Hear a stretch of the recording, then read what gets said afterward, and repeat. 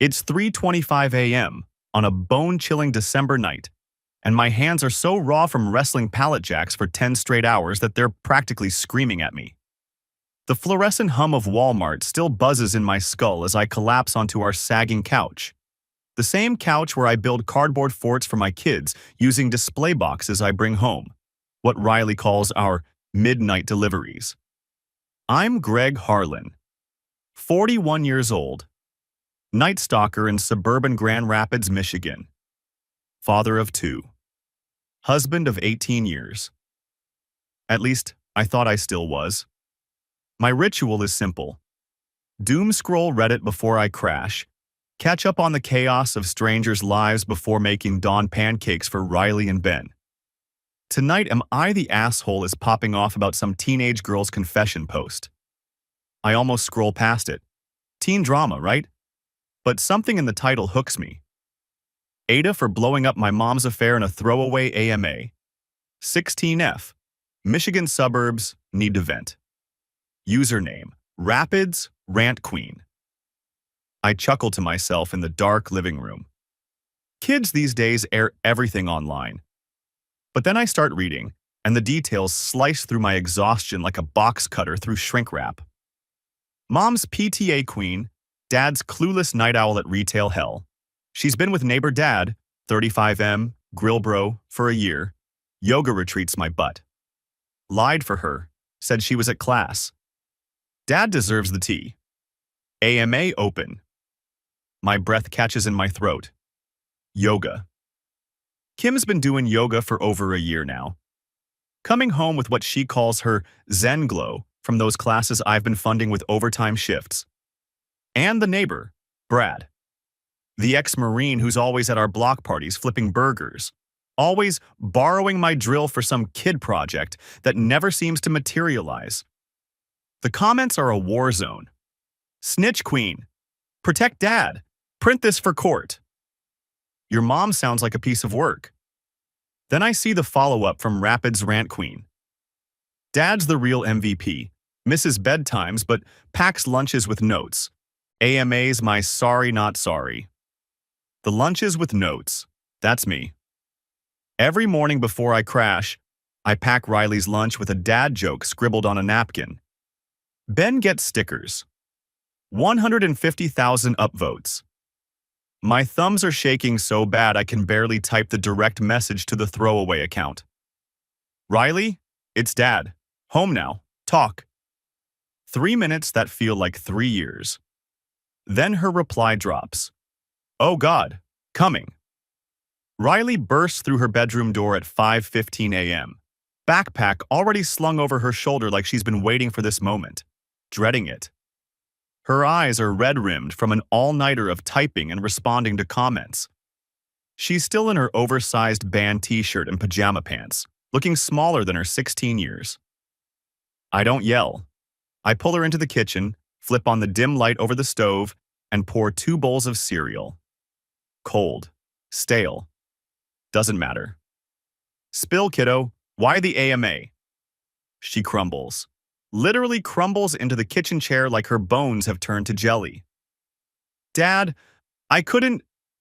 She's crying now. Ugly crying. The kind that makes her voice hitch. Mom begged me. She said you'd explode. She said you'd lose the house, that we'd end up in some apartment, that everything would fall apart. What did she tell you to do? Cover for her. Brad's supposedly harmless fun. Park pickups when you thought she was at book club. Yoga, carpool lies. Dad, there's no yoga. There never was any yoga. I've been telling you she was at class when she was... Her voice breaks. I set down my spoon. How long? A year, maybe longer. She cried and said, family first, and I believed her. I thought if I just kept the secret, eventually she'd stop and we'd go back to normal. Family? The word tastes like ash. She called it family while I'm stacking pallets to pay for her glow? I reach across the table and pull my daughter into a hug so fierce I'm worried I might crack her ribs. She's sobbing into my Walmart vest, the one that still smells like cardboard and floor cleaner. I'm proud of you, I whisper into her hair. Proud you're done hiding. We're gonna fix this. Together. I grab my phone and text Kim. Home, now. 20 minutes later, she breezes through the front door like nothing's wrong. Makeup fresh, hair styled, wearing her PTA perfect smile, the one she uses when she's collecting donations for the spring carnival or convincing parents to volunteer for bake sales. Greg? What's going on? I was at Mom's and… She spots Riley's tear-streaked face. Is this about that silly prank post? Riley, honey, I told you the internet is… It's not a prank. I slide my phone across the kitchen counter. Your yoga made the front page of Reddit. 300,000 people have seen it. Kim's face goes white. Not pink, not pale. White. Like someone pulled the plug on all the blood in her body. Greg, it's stress. You know how crazy the bake sales have been and the committee meetings and… Stress named Brad? Riley's voice cuts through like a knife. She's not crying anymore. She's angry. The air in the kitchen turns thick enough to chew. Kim looks between us. Her husband, her daughter, the two people she's been playing like fiddles. And then she grabs her purse and bolts for the door. I'm going to my mother's. We'll discuss this when everyone's calmed down. The door slams. I look at Riley. No more secrets, I say. Pancakes? She manages a watery smile. It's the first real smile I've seen from her in months. We eat pancakes until the sun comes up. Not the good kind, the sad bachelor kind from a box mix, because I can't remember where Kim keeps the real supplies. But Riley drowns hers in syrup and doesn't complain. How long has she been… I can't finish the sentence. A year, maybe longer. Riley pushes a chunk of pancake around her plate.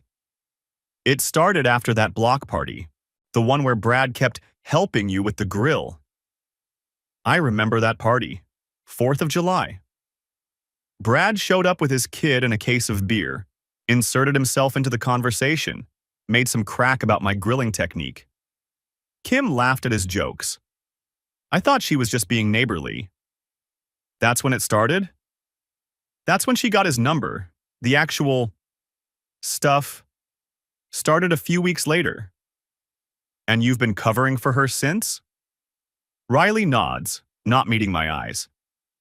She said it was just a friendship at first. Brad's going through a hard time with his divorce and I'm helping him out. Then it became, Brad and I are just talking, it's nothing. Then it was, you can't tell Dad, he'll overreact. And the yoga classes? There are no yoga classes, Dad. There never were. She'd drop me at school, go to Brad's, and pick me up on the way home. Sometimes she'd make me text you for her, tell Dad I'm at class, so her phone location would make sense. I feel like I've been punched in the stomach. Not just by the affair, but by the elaborateness of it, the planning, the way she turned our daughter into a co-conspirator. Riley, I need you to know something. She finally looks up. This is not your fault. None of it. You were a kid trying to hold your family together. Your mom put you in an impossible situation, and you did what you thought you had to do. But I lied to you because she told you to. Because she made you think it was the only way. That's on her, not you. Riley starts crying again. I pull her into another hug. We're gonna get through this, I tell her. I don't know how yet, but we will. That first day becomes a blur of small discoveries that feel like body blows. After Riley leaves for school, she insisted, said she needed the normalcy. I grabbed Kim's laptop from the living room. She left it in her panic, and we share a family account, so there's no hack here, just a husband looking at what's technically his own property. Browser history doesn't lie. How to end an affair without husband finding out. Affair advice, Reddit. Signs your spouse suspects cheating. And Brad's address, punched into Google Maps 17 times over the past 3 months. There are photos, too. Nothing graphic, thank God. But enough. Selfies at some restaurant I've never heard of. Brad's arm around her shoulder at what looks like a winery. My wife, laughing, her head thrown back, wearing the earrings I bought her for our 15th anniversary. I close the laptop before I put my fist through it. That night, Riley skips dinner. I find her in her room, staring at her phone with a disgusted expression. PTA moms are texting me, she says. Liar. Drama queen. Your mother is a saint. Mrs. Patterson actually said I should be ashamed of myself. Block them, every single one. Already did. Good. We're the real squad now. Through her window, I catch a glimpse of Brad's truck idling at the end of our street. Just sitting there, watching. I give him a look that could curdle milk, and after a long moment, the truck pulls away.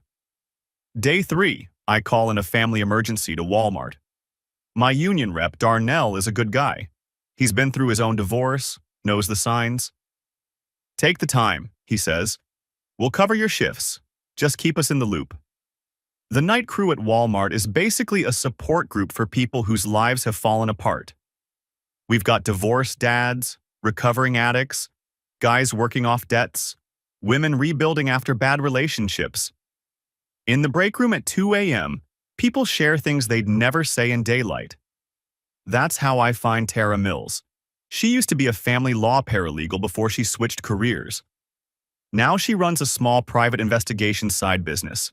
Ethical surveillance, she calls it. $80 an hour, which isn't cheap, but Darnell swears by her. She found proof my ex was hiding assets in her sister's name, he tells me.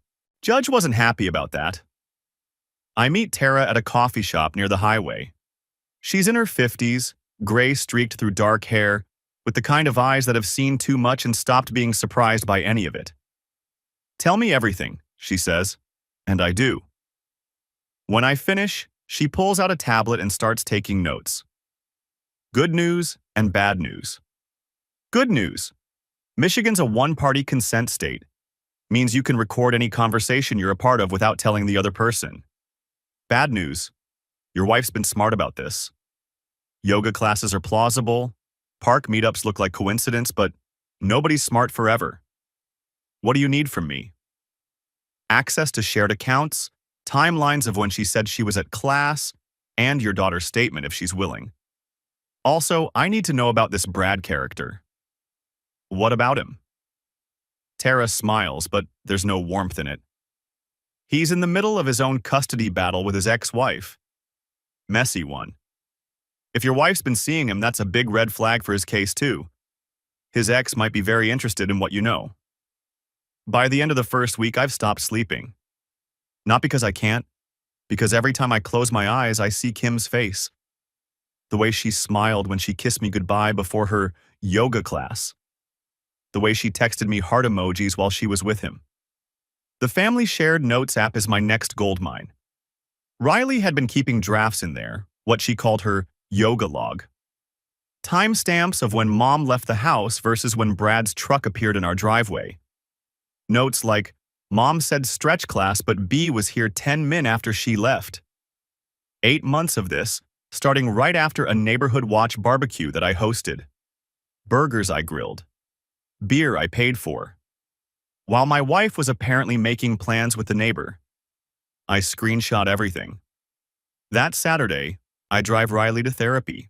It's the first of what will become weekly sessions, mandated by Michigan courts for any custody case involving minors, but I would have done it anyway. She needs to talk to someone who isn't me. The therapist, Dr. Vargas, no wait, that's wrong. Dr. Nakamura. Japanese American, maybe 40, with wire-rimmed glasses and a calm that feels earned, not performed. In the waiting room, she looks at me with those tired eyes. Dad? Yeah? I'm sorry. I thought helping her meant saving us. I put my arm around her shoulders. You saved me, kid. Truth's the hero here. Week 2 brings the first real twist. I'm sitting in the Walmart break room at 2 a.m., nursing a coffee that tastes like it was brewed during the Clinton administration, when Darnell drops into the chair across from me.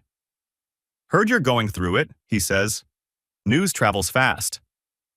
Night crews like that. We're in each other's business. He takes a sip of his own terrible coffee. You got a lawyer? Working on it? Got a PI? Tara Mills. You recommended her? Darnell nods approvingly. She's good. Helped me find proof my ex was hiding money in her sister's name. Judge wasn't happy about that. So I hear. Listen, man. The guys and me, we've been talking. We know you're going to need time off for court stuff, meetings with lawyers, whatever. We've got your shifts covered. Take what you need. I'm not a guy who cries easily, but this almost gets me. Darnell, don't thank me. Just pay it forward when one of us goes through the ringer. Kim has been staying at her mother's, but she came back to the house to grab clothes while I was supposedly at work. What she didn't know is that I'd swapped shifts. I watched from down the street as she rushed inside, grabbed a suitcase worth of stuff, and left her phone charging on the kitchen counter while she went upstairs. 30 seconds was all I needed. She's got a burner app, hidden in a folder labeled Health Tracker. The chat logs with Brad make my stomach turn. Not because they're explicit, they're worse than that. They're intimate. Inside jokes, plans, complaints about me. Greg's working late again. Guess that means I'm all yours tonight. B's grill is hotter than your shift's lol. Thank God for Riley covering. Sweet girl, loyal to a fault. Using our daughter as a prop in her lies. That's what breaks something in me. But there's something else in those messages too. References to money. Thanks for the donation to the startup, babe. Greg has no idea. Thinks I'm buying craft supplies, lol. Another $200 from the yoga fund. You owe me when this grill thing takes off. I do the math. Over $1,200 funneled from our accounts to Brad's grill startup over the past 8 months. Money I earned stacking shelves at 3 a.m. Tara is thrilled when I show her the screenshots. This is dissipation, she says. She's spending marital assets on an affair partner. In Michigan, that comes back to bite her in divorce proceedings. Hard. What else can we do? Dig deeper. Brad's ex-wife already reached out to me. Seems word travels fast in the suburban betrayed spouse network. She's got some stories that'll make your head spin. The AMA keeps growing. 300,000 upvotes now. Riley's post has been shared on Twitter, screenshotted on Instagram, discussed on TikTok. Someone even made a dramatic reading of it that's got 500,000 views. The comment section is a war zone between Team Riley and the people insisting she's destroying her family for internet clout. Kim's defenders pop up periodically, probably her PTA friends creating throwaway accounts, but they get downvoted into oblivion. I help Riley moderate the thread, blocking the trolls and the creeps. There's no shortage of either. Dad, look at this one. She shows me her phone. Someone DM'd her. Your dad is so lucky to have you. My mom did the same thing and I was too scared to say anything. You're brave. You are, I tell her. Braver than me. What I don't tell her is that I've started my own documentation process. Every text message, every timeline, every photograph Tara digs up, it all goes into a folder on my laptop labeled insurance. Kim tries to call that night. I let it go to voicemail. Greg, please. We need to talk. This is getting out of hand. People at church are asking questions. The PTA is, I just need you to make Riley take the post down. We can fix this. We can go to counseling, please. I save the voicemail. Evidence of her priorities. Not sorry for cheating. Sorry for getting caught. Ben is the wild card I didn't see coming. My 8-year-old has been quieter than usual, which I chalked up to tension in the house. Kim's absence. Riley's mood swings. But on day 10, while I'm helping him with homework at the kitchen table, he drops a bomb. Daddy, I saw Brad hug Mommy in the garage. I set down my pencil. When was this, buddy? Before, when you were at work. He picks at his eraser, not meeting my eyes. He said don't tell. Said it was a surprise gift. A surprise gift? Uh-huh. But I didn't see any present. Is Brad mommy's friend? I want to throw something. I want to scream. Instead, I crouch down to his level and keep my voice even. Brad used to be our neighbor friend, but he did something not nice.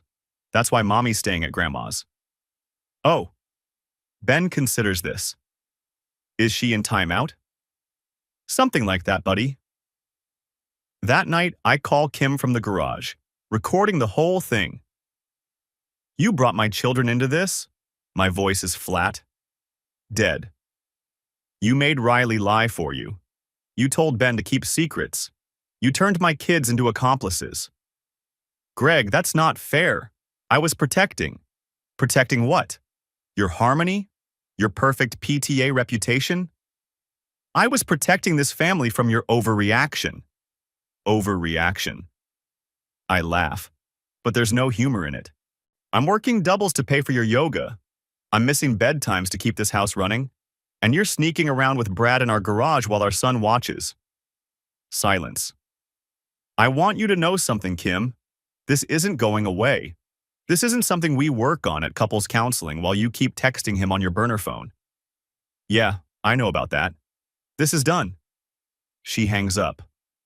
I save the recording. Month 1 bleeds into month 2, and the winter hardens around us. Family therapy is brutal. We go every Thursday, Kim, me, Riley, and Ben, sitting in a circle while a therapist named Dr. Paulson tries to unpack the wreckage. The first session, nobody talks. Ben draws on a notepad. Riley stares at the ceiling. Kim cries quietly into a tissue. I sit there wondering how my life became a Lifetime movie. Let's start with something simple, Dr. Paulson says. Kim, can you tell me what you're hoping to get out of these sessions? I want my family back. Kim's voice is thick with tears. I want us to be whole again. And Greg?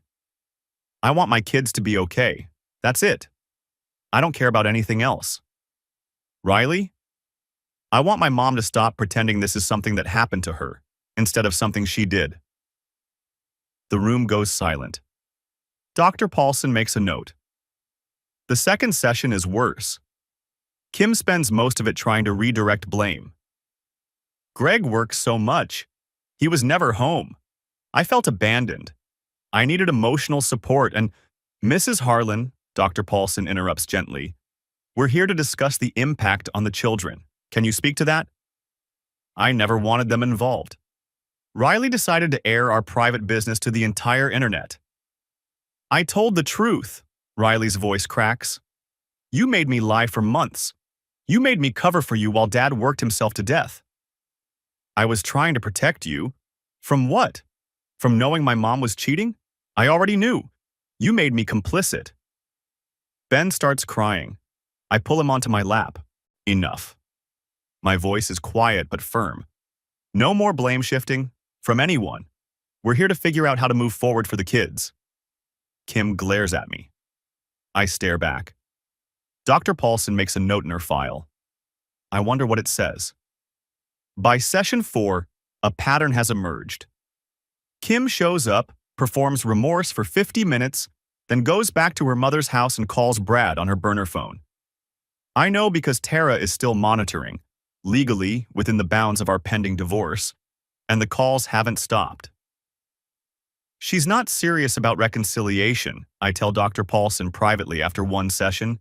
She's still talking to him. Dr. Paulson sighs. I can't speak to what Mrs. Harlan does outside these sessions, but I can tell you that genuine repair after infidelity is rare. It requires complete honesty, accountability, and a willingness to do the hard work. She's not willing. That's something you'll have to decide for yourself. Meanwhile, Tara's investigation keeps turning up gold. Brad's ex-wife, Vanessa, becomes an unexpected ally. We meet at a Panera 3 towns over, both of us nursing coffee and shared grievances. She didn't steal him, Vanessa says. Not really. Brad was always going to cheat. It's what he does. But Kim pursued him.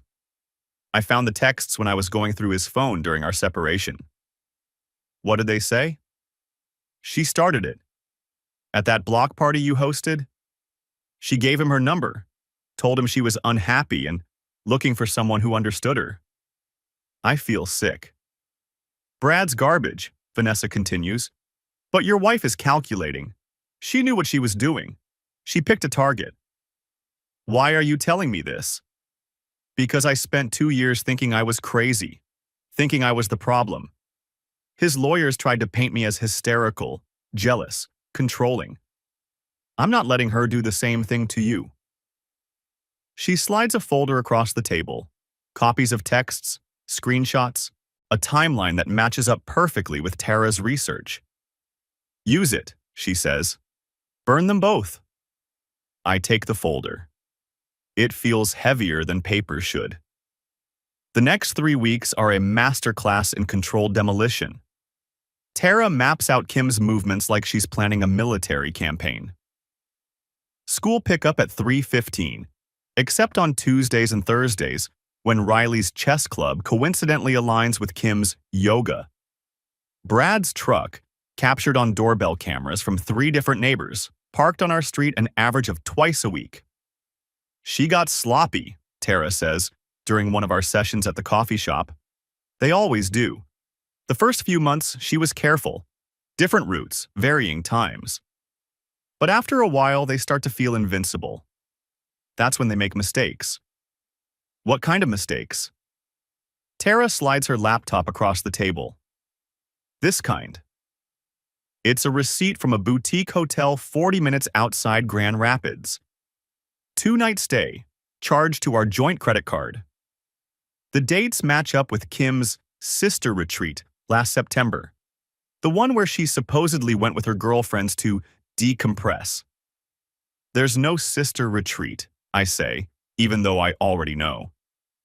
There's no sister retreat, Tara confirms, but there is a guest log, and a very helpful front desk clerk who remembers a blonde woman and a man with a military tattoo checking in under the name Johnson.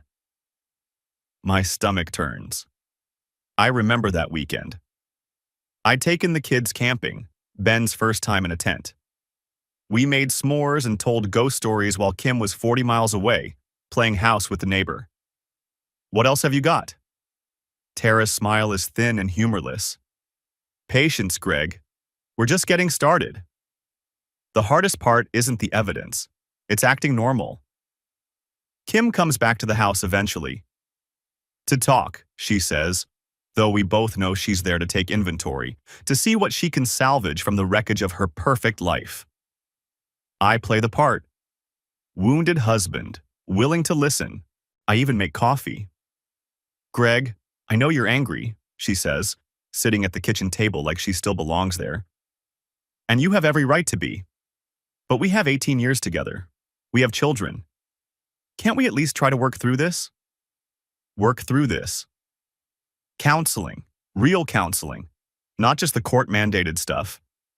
I've been reading about affair recovery, and there are programs, intensive weekends, structured conversations.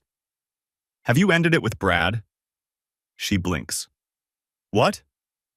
Brad, the guy you've been seeing for over a year. Have you ended it? Of course I have. Greg, it was a mistake, a terrible mistake, and I regret it every single... My phone buzzes. Text from Tara. Brad's truck on your street. Photo attached. I turn the phone toward Kim. Then why is he parked outside right now? Her face does something complicated. Surprise, then anger, then a rapid calculation that I can almost see happening behind her eyes. He must be, I don't know, visiting someone else on the street. Kim, stop. She stops. I'm not an idiot. I'm not some clueless husband who can't see what's right in front of him. Maybe I was for a while, but not anymore. Greg, I think you should go now. She leaves. Brad's truck is gone by the time I check the window. But Tara has the photos, time-stamped and ready for court. Riley, bless her heart, refuses to be a victim. Her Truth Talk Tuesday stream takes off like a rocket. Every Tuesday night at 8 p.m., She goes live on her channel and talks about what she's going through. The lies, the guilt, the discovery, the aftermath. She never uses names, never shows faces, but her authenticity resonates with thousands of teenagers going through similar situations. By February, she's got 5,000 subscribers and a modest income from donations. I'm putting it toward college, she tells me, and Ben's therapy, and your lawyer fund. You don't need to. Yeah, I do. You're fighting for us. Let me fight too. I don't have words. I just hug her and hope she knows. The PTA potluck in late May is Riley's masterpiece. I should have known she was planning something. For weeks, she'd been unusually cheerful, spending hours on her laptop, smiling at her phone. I thought maybe she'd found a boyfriend. Instead, she found vengeance. The potluck is Kim's attempt at rehabilitation. Come show we're still a family, she texted me. The community needs to see us united. The divorce isn't final yet. Michigan requires a 60-day waiting period, and she's desperate to salvage her reputation before the ruling. I show up with store-bought brownies and a blank expression. Kim is in full PTA queen mode, circulating through the crowd in a sundress and cardigan, making small talk about the upcoming school fair. Brad is there too, lurking by the grill like always, pointedly avoiding eye contact with me. Riley and Ben help set up the projection screen for what's supposed to be a slideshow of the year's school events. I don't realize what's happening until the first image flashes up. It's not the school fair. It's Riley's Reddit post. In full, 72-point font, projected onto a white sheet hung between two poles. Aita for blowing up my mom's affair in a throwaway AMA? The murmur starts small and grows into a roar. Oh my God! Is that Kim? The neighbor dad, that's Brad. I knew it. I knew those yoga classes were suspicious. Kim drops her plastic cup of lemonade. It splatters across the grass, but she doesn't notice. She's frozen, mouth open, staring at the screen like it's a firing squad. Who? How? She whips around, scanning the crowd. Her eyes land on Riley, who is standing calmly by the laptop with an expression of pure innocence. Riley Marie Harlan, you turn that off right now. Sorry, Mom. Technical difficulties. Riley clicks to the next image. It's a screenshot of comments. Your mom sounds like a piece of work. That one has 4,000 upvotes. PTA queen? More like PTA cheat. 3,000.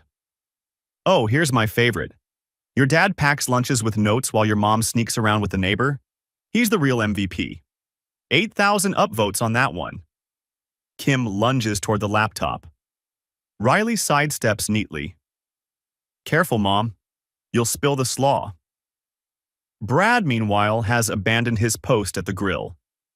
I watch him edge toward the parking lot, trying to be inconspicuous. Difficult when you're 6'2" and wearing an apron that says, "Kiss the cook." Brad, Kim shrieks. Brad, wait. He doesn't wait. His truck peels out of the parking lot so fast he leaves tire marks on the pavement. The crowd is buzzing now. Phones are out everywhere. Mrs. Patterson, who called Riley a liar 2 months ago, is recording video. Mr. Henderson from the school board is furiously texting someone. And Linda, Kim's best friend, her alibis, her partner in deception, is standing in the middle of it all, looking like she wants the earth to swallow her whole. Linda! Kim grabs her arm so hard Linda winces. Tell them it's fake. Tell them Riley made it up. You know the truth. Tell them. I can't. Linda's voice cracks. I can't do this anymore, Kim. I covered for you. I lied to my husband. Do you know how many times I told him we were at book club while you were with Brad? I vouched for you at PTA meetings. I said you were a good person. I am a good person. One mistake, Linda laughs, but there's no humor in it. You've been seeing him for over a year. You used the carnival funds to buy him birthday presents. Linda, shut up. No, I'm done.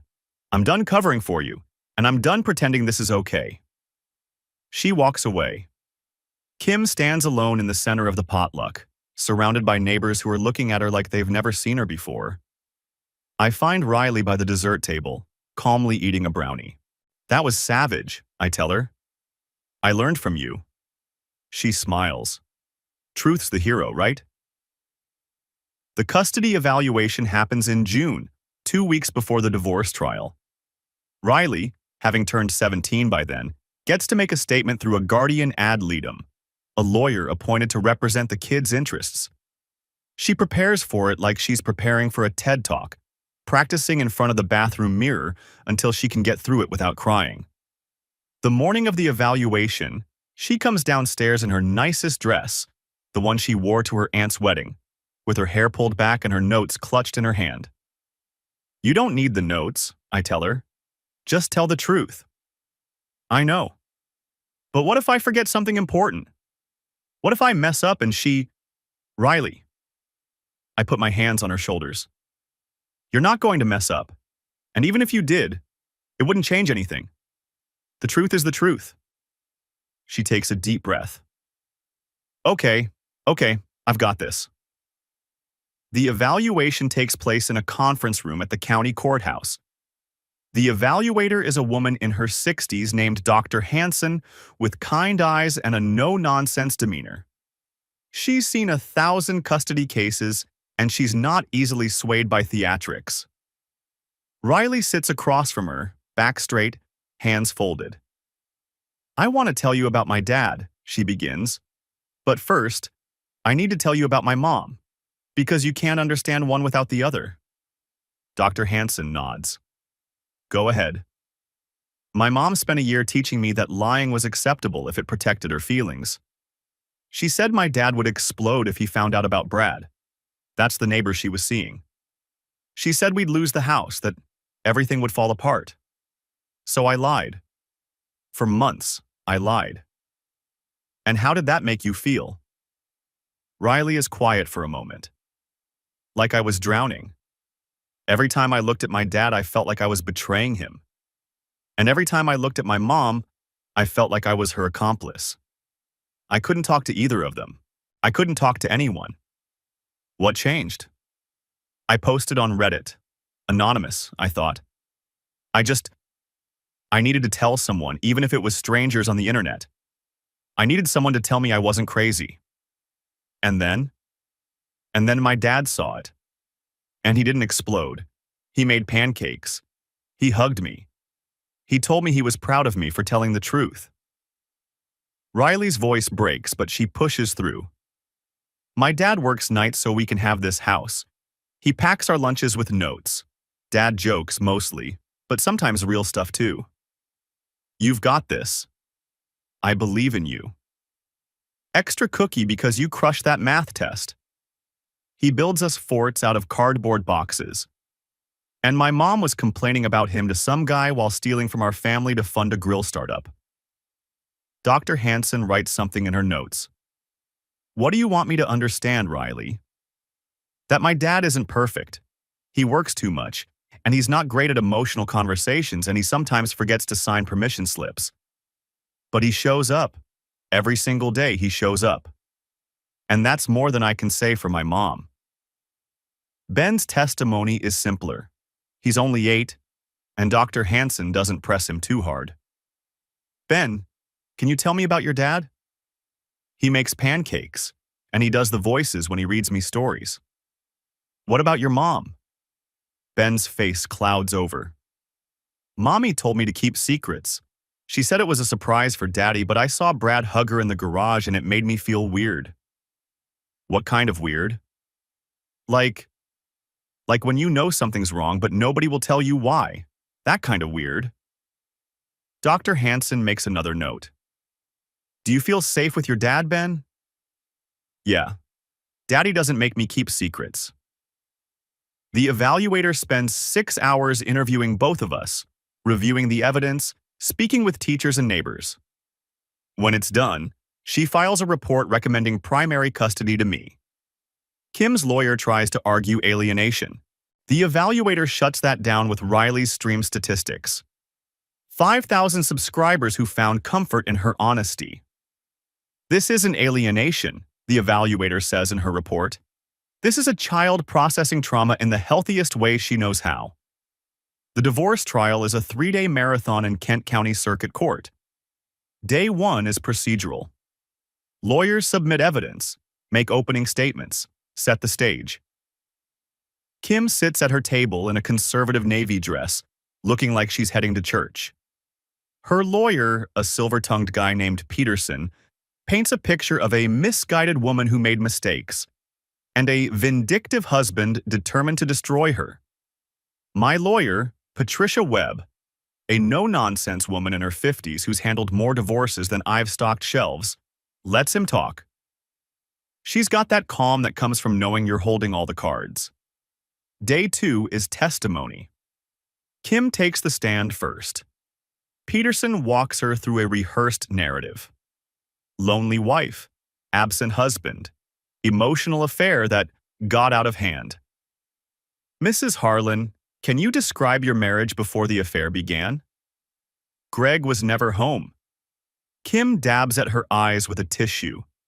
One of those tiny performative gestures I've seen her practice in front of mirrors. He worked nights, slept days. I felt like a single mother. I was drowning, and nobody noticed. And when you met Mr. Summers? He was kind, attentive. He saw me. She looks at the judge, her voice cracking. I'm not making excuses. I know what I did was wrong, but I was so lonely, Your Honor. So desperately lonely. It's a good performance. Oscar-worthy. 3 months ago, I might have bought it. Patricia's cross-examination is surgical. Mrs. Harlan, you testified that you felt like a single mother while your husband worked nights. Is that correct? Yes. And yet, according to school records, Mr. Harlan attended every single parent-teacher conference for both children. He coached Ben's t-ball team. He chaperoned Riley's 8th grade trip to Mackinac Island. Does that sound like an absent father to you? He tried, but yes or no, Mrs. Harlan? Does that sound like an absent father? Kim's jaw tightens. No. Let's talk about the financial aspect of your affair. You testified that the relationship with Mr. Summers was emotional. But we have bank records showing over $1,200 transferred to Mr. Summers' personal account for what you labeled craft supplies and yoga fees. Can you explain that? Brad was starting a business and I wanted to help. With marital funds? Without your husband's knowledge? I was going to pay it back. Were you? Because according to these same records, you also used the PTA Carnival Fund to purchase birthday gifts for Mr. Summers. Is that correct? Kim's lawyer objects. The judge overrules. Mrs. Harlan, did you use PTA funds for personal purchases related to your affair? The silence stretches. Kim's mask is slipping. I may have borrowed some funds temporarily. Borrowed? From a school carnival account. I was going to replace it. But you didn't replace it, did you, Mrs. Harlan? In fact, the only reason anyone discovered the discrepancy is because your former friend, Mrs. Linda Castellano, came forward with documentation after you attempted to pressure her into providing false testimony. Kim's face goes white. Day 3 is the finale. Patricia presents our evidence in meticulous detail. The timeline, the screenshots, the hotel receipt. Brad's truck on our street, captured on doorbell cameras. The burner app messages. Then she calls her final witness. Vanessa Summers, Brad's ex-wife. Vanessa takes the stand in a simple blouse and slacks, looking like any suburban mom, which I suppose she is. Just a suburban mom who got cheated on by the same man my wife was sleeping with. Mrs. Summers, can you describe how you became aware of your ex-husband's relationship with Mrs. Harlan? I found messages on his phone during our separation. Kim had initiated contact at a block party, the one the Harlans hosted, actually. She gave him her number and said she was looking for someone who understood her. And what was your reaction? Honestly, I wasn't surprised about Brad. He'd cheated before. But Kim, I'd met her at school events. She seemed nice, normal. It was the calculation that shocked me. Can you elaborate? She didn't just fall into this affair. She targeted him. She knew he was vulnerable. We were having problems, and she must have sensed it. She saw an opportunity, and she took it. Kim's lawyer tries to object, but the damage is done. The judge has heard enough. The ruling comes 3 days later. Kim's lawyer tries every trick in the book. I was absent. I was emotionally unavailable. I worked too much. I didn't prioritize the marriage. My lawyer, a no-nonsense woman named Patricia Webb, dismantles each argument with surgical precision. Mr. Harlan worked night shifts to support his family. Mrs. Harlan spent that time pursuing an extramarital affair and funneling marital assets to her affair partner. We have receipts showing over $1,200 transferred to Mr. Bradley Summers' personal account under the guise of craft supplies and yoga fees. She pulls up the spreadsheet Tara prepared. We have testimony from Mrs. Vanessa Summers, Mr. Bradley's ex-wife, establishing that Mrs. Harlan initiated the affair. We have recorded phone calls in which Mrs. Harlan admits to using her minor children as alibis. And we have a notarized statement from the couple's 17-year-old daughter, corroborated by a 16-month online documentation of Mrs. Harlan's deception. Kim's lawyer asks for a recess. During the break, Kim corners me in the hallway. Greg, please. This is destroying me. Can't we just what? Pretend it didn't happen? Go back to me working doubles while you sneak out to see Brad? It's over with him. I swear it's over. I don't care. And I realize as I say it, that I mean it. You didn't just cheat, Kim. You weaponized our kids. You made Riley carry your lies like a backpack full of rocks. You had Ben keeping secrets when he should have been learning to ride a bike.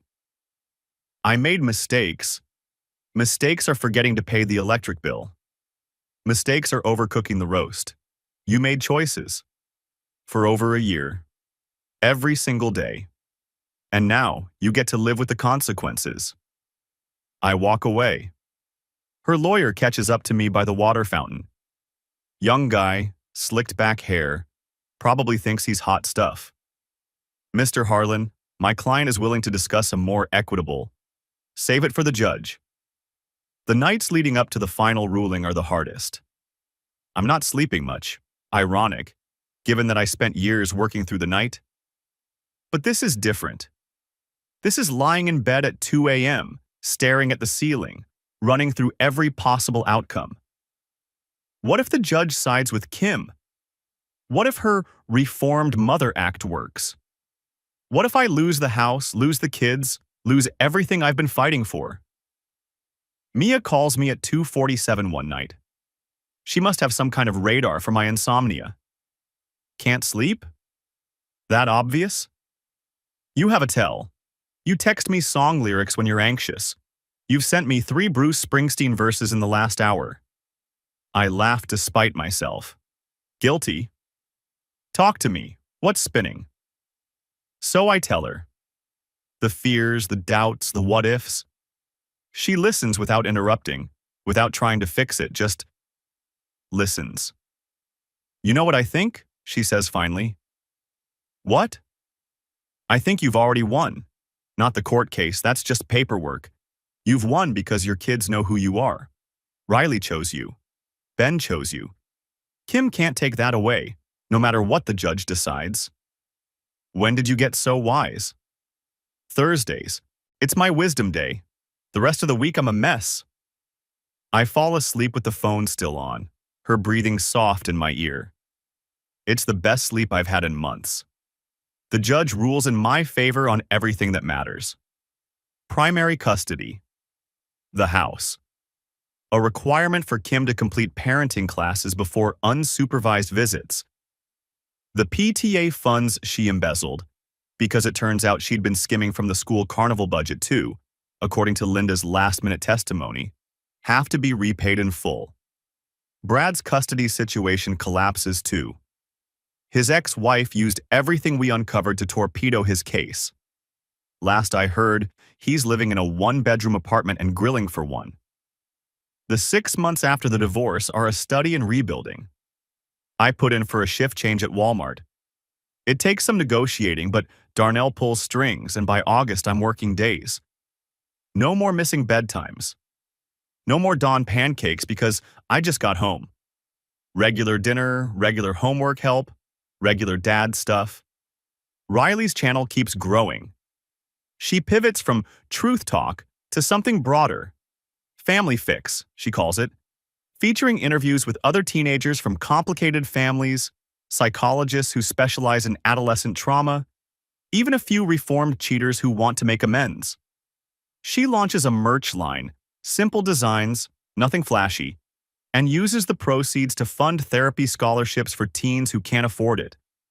Ben starts seeing a child psychologist twice a week. It helps. He stops having nightmares about secrets. He starts talking about mom without that pinched look on his face. And me? I meet someone. Her name's Mia Reyes. She runs a podcast about retail work, the kind of show where people call in with horror stories about customers and managers and corporate nonsense.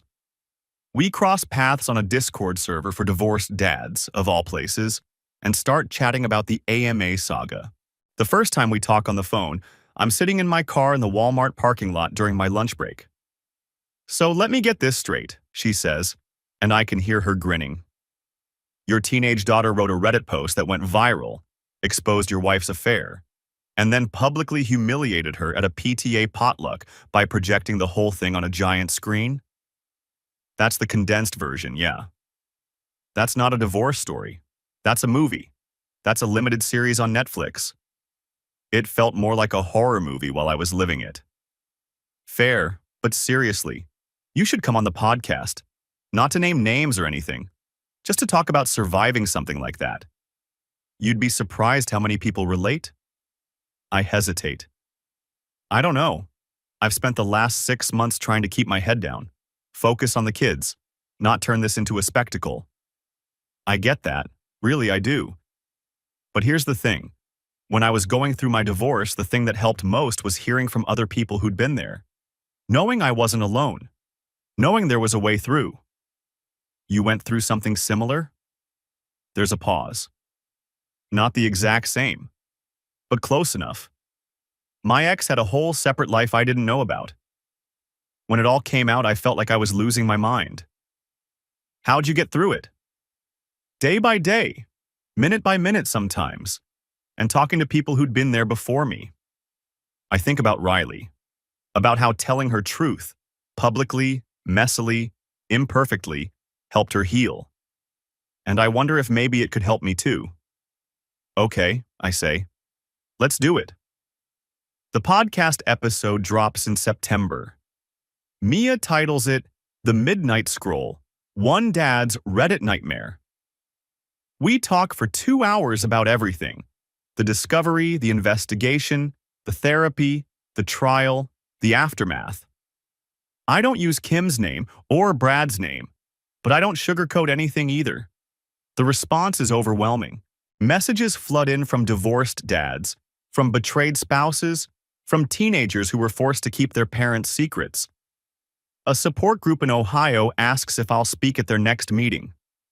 A family law firm in Detroit wants to use the episode as a training tool for their associates. But the message that gets me is from a kid in Alabama. 16 years old, same situation as Riley, caught between a cheating parent and an oblivious one. I listened to your episode, she writes, and I finally told my dad. He didn't explode. He made pancakes. Thank you. I show Riley. She doesn't say anything. She just hugs me. Kim tries one last Hail Mary in October. She shows up to one of Riley's streams, logs in with a burner account and starts posting comments. This is all lies. She's brainwashed. I'm the victim here. Riley doesn't even flinch. She mutes the account, reports it for harassment, and keeps talking about healthy communication in blended families. 2 days later, Kim gets slapped with a contempt of court fine for violating the terms of our custody agreement, which specifically prohibits her from interfering with the kids' extracurricular activities. Her mother calls me, furious. "You've turned my grandchildren against their mother." "No, ma'am, your daughter did that all by herself." She hangs up. I save the voicemail. Thanksgiving is our first holiday without Kim, and I'm determined to make it good. Riley takes over the mashed potatoes. "I watched like 6 YouTube videos," she announces, waving a masher like a weapon. "These are going to be legendary." Ben handles the rolls, with supervision. His job is to brush melted butter on top, which he does with the intensity of a surgeon performing open-heart surgery. I tackle the turkey, following a YouTube video that promises foolproof results in just 6 hours and delivers a slightly dry bird with crispy skin. Good enough for government work. Mia comes over with pie. Apple, homemade, her grandmother's recipe. "This smells incredible," I tell her, taking the dish. "Don't get too excited. I may have overcooked it slightly, by which I mean I got distracted by an emergency podcast edit and forgot it was in the oven for 20 extra minutes. I'm sure it's fine. It's charcoal on one side. We're calling that rustic." We eat too much. We watch football. Ben falls asleep on the couch with gravy on his chin, and Riley takes a picture for her Instagram. "First Thanksgiving with the whole crew," she captions it. There's something pointed about the word whole that I pretend not to notice. After the kids are in bed, Mia and I sit on the back porch, wrapped in blankets, watching the stars. "You know what I keep thinking about?" I say. "The turkey." Besides the turkey, I pause. That AMA post. If Riley hadn't written it, if she'd kept covering for Kim, I might never have known. I'd still be out there stacking pallets at 3 a.m., coming home to a wife who was laughing at me with the neighbor. But she did write it. Yeah, she did. Mia reaches over and takes my hand. Her fingers are cold from the November air, but they warm up quick. "That's the thing about secrets," she says. "They only have power until someone speaks them out loud." Deep. "I've been workshopping it for the podcast." I laugh. It's genuine, the kind of laugh I wasn't sure I'd ever have again 6 months ago. "Mia? Yeah? Thanks for being here, for all of this. You didn't have to." "Stop." She squeezes my hand. "I'm here because I want to be. Because you're worth being here for. Don't turn that into something to thank me for." We sit in comfortable silence as the stars wheel overhead. December comes fast. 1 year since the discovery. 1 year since my world imploded and rebuilt itself into something I barely recognize but mostly like. I get promoted to assistant manager. Day shifts, better pay, a little more respect. My night crew throws me a party in the break room. Cake from the bakery section, a card signed by everyone, a gag gift of noise-canceling headphones for when the kids get too loud. Darnell shakes my hand. "You made it, man." "Barely. Still counts." Riley's channel hits 10,000 subscribers. She celebrates with a live stream Q&A where she talks about forgiveness, not as absolution, but as release. Holding on to anger, she says, is like holding on to a hot coal. Eventually you've got to set it down, not for the person who wronged you, but for yourself. I don't know when my kid got so wise. I'm just grateful she's mine. Ben, meanwhile, has discovered a passion for building things. Legos, model kits, elaborate cardboard structures that take over the living room. His therapist says it's a healthy coping mechanism, creating order out of chaos. I buy him a junior tool set for Christmas. Plastic handles, real screwdrivers. He's thrilled. On December 3rd, exactly 1 year after the AMA post, Mia and I are restocking shelves during a quiet afternoon shift. She's helping out for the holiday rush, filling in where needed. "You know what's weird?" I say, handing her a box of ornaments. "Besides everything?" "Fair point." But specifically, I'm happy. Like, actually happy.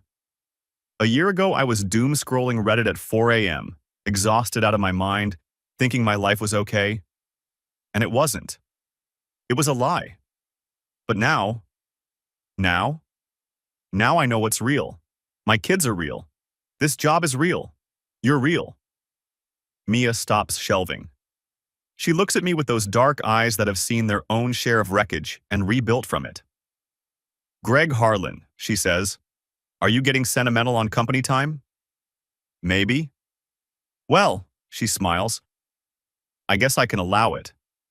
Just this once. I kiss her in the Christmas aisle, between the tinsel and the tree toppers, and for the first time in a long time, I don't feel like I'm surviving. I feel like I'm living. The Tuesday before Christmas, Riley uploads her final video of the year. She's in her bedroom, fairy lights glowing behind her, wearing a stupid reindeer headband that Ben bought her at the dollar store. 1 year ago, she says, I wrote an AMA post on Reddit. I was scared and angry and I didn't know what else to do. I thought I was ruining my family. Turns out I was saving it. She talks about the investigation, the trial, the therapy, the rebuilding. She talks about her dad, about me, and how I made pancakes when the world was falling apart. If you're out there right now, keeping a secret that's eating you alive, I see you. I was you. And I'm here to tell you that truth is heavy, but lies are heavier. Set down the weight, speak your truth, and then make pancakes. The video goes viral. Not Reddit viral this time, everywhere viral. Twitter, Instagram, TikTok, local news, national news. Teens Reddit, post exposed mom's affair. 1 year later, she has a message. Reporters call, I decline interviews. This is Riley's story, not mine. She handles it with grace beyond her years. A few carefully selected interviews. A statement about family, honesty, and healing. Nothing about Kim by name, nothing about Brad. Just the universal themes that resonated with millions of strangers on the internet. The day after Christmas, a letter arrives in the mail. No return address. Kim's handwriting. I know you won't believe me, but I'm sorry. Not sorry I got caught. Sorry I did it. Sorry I hurt you and the kids and myself. I'm getting help. Real help. I don't expect forgiveness. I just wanted you to know that I finally understand what I destroyed. I read it twice. Then I put it in the insurance folder, file it under miscellaneous, and close the drawer. New Year's Eve, we have a party. Riley invites a few friends from her stream community, kids she's never met in person but talks to every day. Ben invites his buddy Marcus from down the street. Mia brings her podcast co-host and his wife. We cram into the living room with pizza and sparkling cider and a countdown playing on the TV. At 11:45, Ben falls asleep on the couch. At 11:55, Riley announces she's streaming the ball drop for her subscribers. At midnight, I kiss Mia while confetti rains down on the screen and my daughter yells, Happy New Year, to 10,000 strangers who feel like family. Not bad, Mia says, pulling back. For a Walmart guy. Not bad, I agree. For a podcaster. We watch the fireworks on TV, my arm around her shoulders, my kids safe and sound. My life finally my own. 3 months later, I propose. Not in some fancy restaurant or on a beach at sunset.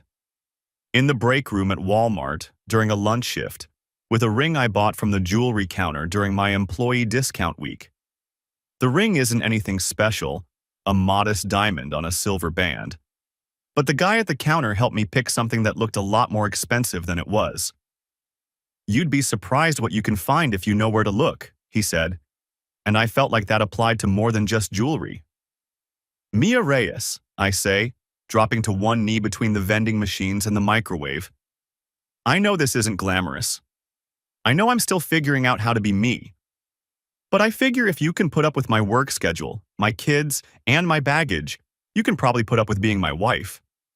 She laughs, that full-body laugh that made me fall for her in the first place. Greg Harlan, she says. You absolute dork. You proposed in a Walmart break room. I wanted to keep it on brand. You're wearing your name tag. I look down. She's right. Is that a deal breaker? Greg. She pulls me to my feet and kisses me, right there between the stale coffee and the humming refrigerator. It's a yes. Darnell, who has been suspiciously lurking by the coffee maker this whole time, starts a slow clap. Within seconds, the whole break room is applauding. Day shift, night shift, people I've worked with for years and people I've barely spoken to. About time, someone yells. You owe me $20, someone else says to Darnell. I said he'd do it before spring. Riley cries when I tell her. Big, ugly, happy tears. Finally, she says, hugging me so hard my ribs creak. Finally something good. Ben's reaction is more practical. Does this mean Mia will teach me to make pie? Yes, buddy. All the pie you can handle. Cool. The wedding is small. Courthouse ceremony, reception at the house, catering by the night crew. Darnell makes incredible ribs, as it turns out. Riley walks me down the aisle. Her idea, not mine. Mom gave you away the first time, she says. My turn. We argued about it for exactly one conversation before I realized she was right. This is a new chapter. New traditions. Ben is the ring bearer. He takes the job very seriously, practicing his walk down the hallway approximately 47 times in the week leading up. On the actual day, he gets nervous and walks so fast he's practically jogging, but he doesn't drop the rings, and that's what counts. Mia's vows are short and perfect. I promise to never make you question what's real. I promise to be your partner, not your secret. I promise to always be worth the midnight shift. Mine are shorter. I promise to be present. For you, for the kids, for myself. That's the only promise that matters. Also, no Reddit AMAs about our marriage, Mia adds. That seems fair. We kiss. We dance. We eat too much cake, Mia's grandmother's recipe, executed perfectly this time because I watch the oven like a hawk. It's not a fairy tale. It's better. It's real. 6 months after the wedding, Riley graduates high school. She's valedictorian, of course she is, and her speech brings the house down. She talks about truth and lies, about the weight of secrets, about the power of speaking even when your voice shakes. A year and a half ago, she says, I was a scared kid with a Reddit account and a terrible secret. Today, I'm heading to University of Michigan on a full scholarship to study journalism. Because I learned something that year. The truth matters. Who tells it matters. And sometimes, the person who needs to tell it is you. Standing ovation. I'm crying. Mia's crying. Even Ben is crying, though he claims it's allergies. Afterward, Riley finds me in the crowd. Thanks, Dad. For what? For believing me. When I posted that AMA, I thought I was burning everything down. But you caught the pieces.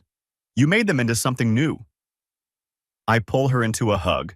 This brilliant, brave, impossible kid of mine. That's the job, I say. That's always the job. I still work at Walmart. Day shifts now, assistant manager, decent benefits. It's not glamorous, but it's honest work, and I've learned to value honesty above almost everything else. Mia's podcast has taken off. She does interviews with people who've survived hard things. Divorces, betrayals, losses, rebuildings. Sometimes I guest host. We're thinking about expanding, maybe doing live shows. Ben is thriving. He's 10 now, obsessed with robotics and determined to build the first helpful household robot by the time he's 15. His therapist says he's processed the divorce better than most adults would. Kim sends cards on holidays, birthday money, the occasional text asking for photos. I don't respond, but I don't delete them either. They go in a folder, same as everything else. Riley checks in every week from Ann Arbor. She's majoring in investigative journalism, interning at the campus paper, already breaking stories about local corruption. Last month, she won an award for a piece about hidden fees in student housing. Learned from the best, she texted me after. The AMA queen strikes again. Last week, Mia asked me what I was thinking about. We were lying in bed, late at night, the house quiet around us.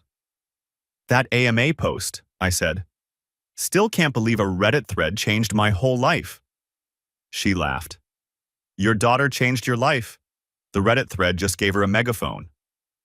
Fair point. She rolled over, propped herself up on her elbow. Any regrets? I thought about it. Really thought about it. Not a single one. She kissed me, and that was the end of the conversation.